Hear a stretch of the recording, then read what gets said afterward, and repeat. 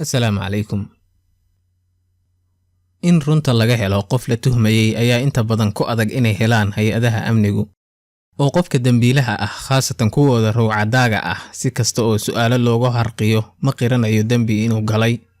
Haddaba waxyaalaha la adeegsan jiray si runta qofkaas looga keeno ayaa waxaa ka mid ah mashiinka polygraphka iyo noocyo daroogada ka mid ah oo marka qofka la siiyo iska daldalmayo oo ay dhici karto inuu run sheego isagoo aan ogeyn. Marka hore aan ku horeeyo polygraphka ayaa qofka lagu xiraa jirkiisa markaasna su'aalo la weydiiyaa. Mashiinkan ayaa waxa uu cabirayaa cadaadiska dhiigga, wadna garaaca iyo in jirku sameeyo dhidid aan la dareemin. Sababtoo ah qofku markuu been sheegayo oo uu rabo inuu dadka khiyaano, maskaxdiisa iyo jirkiisu waxa ay bixiyaan calaamado ka soocaya marka uu runta sheegayo. Mashiinkaas ayaa waxaa la sameeyay 1921kii markii uu soo shaabaxay ayaa waxaa gatay FBI-da Mareykanka. Iyadoo ilaa maanta ay isticmaalaan sirdoonka, hay-adaha amniga iyo booliiskaba oo dadka ay ka shakisan yihiin su'aalo badan ku weydiiyaan. Su'aalahaas ayaa waxay isugu jiraan su'aalo caadi ah si in qofka magaciisa la weydiiyo, markaas kadibna su'aalo la xiriira dambiga lagu tuhmayo la weydiinayo. Marka haddii uu been sheegayo, isbeddel jirkiisa ku dhaca ayuu mashiinku soo saarayaa. Hay-adaha sirdoonka ayaa waxa kale oo ay u adeegsadaan polygraphka dadka ay shaqada siinayaan si ay u ogaadaan inuu yahay qof lagu kalsoonaan karo. Ciidamada Mareykanka ayaa waxa kale oo la yiri in dadka ay shaqada siinayaan waddanka Afghanistan sida dadka tarjumaanka u ah ay mariyaan imtixaankan. Laakiin qalabkani waxa uu sheegayo 100% sax maaha oo maxkamaduhu ma aqbalaan inuu dadka dambi ku caddayn karo. Maadaama ay dhacdo in dad aan dambi galin ay ku dhacaan imtixaanka, halka kuwa dambiyo galayna ay ka badbaadaan. Dambiilayaashii imtixaanka polygraphka ka badbaaday ayaa waxa ka mid ahaa Gary Ridgway oo dilay 49 dumar ah gobolka Washington ee waddanka Mareykanka, oo su'aalihii dilka laga weydiiyay ku jawaabay inuusan ka dambayn, markaasna polygraphkii sheegay inuu run sheegayo, halka nin kalena uu ku dhacay imtixaankaas isagoo aan ka dambayn dilka haweenkaas.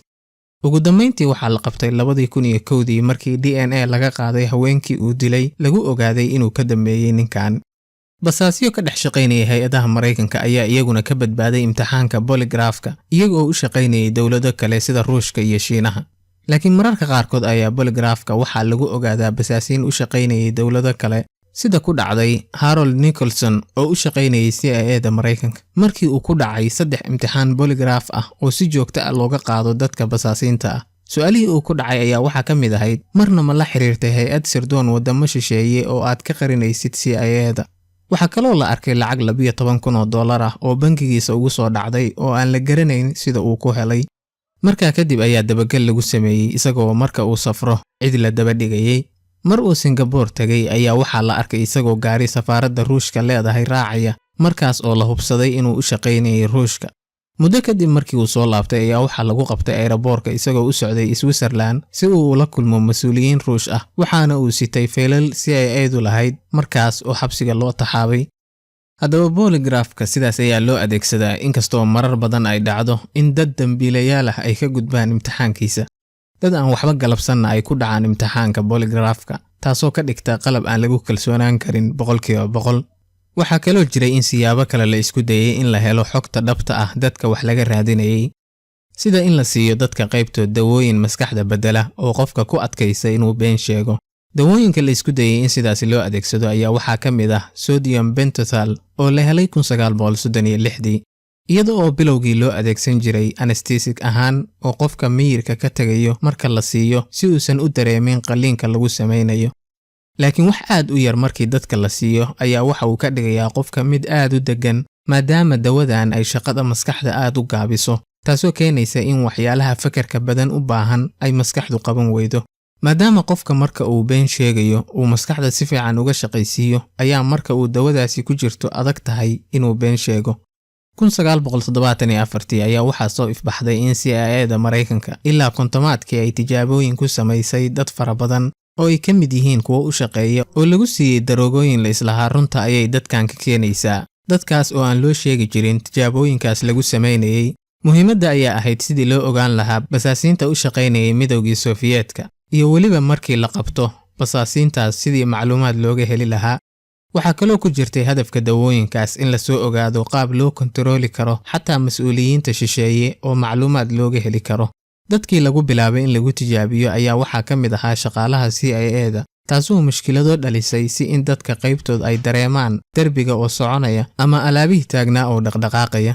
Muddo kadibna waxaa dhintay saynisyahan u shaqaynayay CIA-da oo isagoo aan ogeyn la siin jiray daroogadaas, kaasoo maalin ka soo dhacay dabaq sare oo sidaasi ku dhintay. Laakiin baaritaanadaas ay hay'adaha sirdoonku sameeyeen ayaa waxay ku ogaadeen in daroogooyinkaas ay dhici karto in qofka afkiisa ay furto, laakiin ay mushkilaad dheeraad ahna ay wadato. Iyadoo ay dhici karto in qofka su'aalaha la weydiinayo uu mararka qaarkood iska qirto waxyaalo uusan samayn, taasoo ka dhigtay daroogooyinkaas mid aan faa'iido weyn lahayn oo dhibaatadeedu ka badatay faa'iidadeeda. Markii ay arrintaani soo shaacbaxday 1974 ayaa mucaarado weyn timi, markaas oo madaxweynihii Mareykanka ee xilligaas Gerald Ford 1976 uu soo saaray qaraar uu uga mamnuucayay hay'adaha sirdoonka iyo kuwa ammaanka inay dadka ku tijaabiyaan daroogo iyagoo aan dadkaas ka haysan ogolaansho. Wadamo kale sida Hindiya iyo Ruushka ayaa waxaa la sheegay inay adeegsadaan daroogooyinkan kuwa ka mid ah si ay dambiilayaasha ama dadka la tuhmayo uga helaan runta. Haddaba polygraphka ayaa ilaa maanta si weyn loo isticmaalaa, inkastoo aan lagu kalsoonaan karin 100%, dadka qaybtoodna ay awood leeyihiin inay khiyaamaan. Laakiin daroogooyinka lagu sheegay inay runta keenaan ayaa aad u yar isticmaalkoodu, maadaama ay keeni karaan waxyeelooyin kale oo aan la kontarooli karin.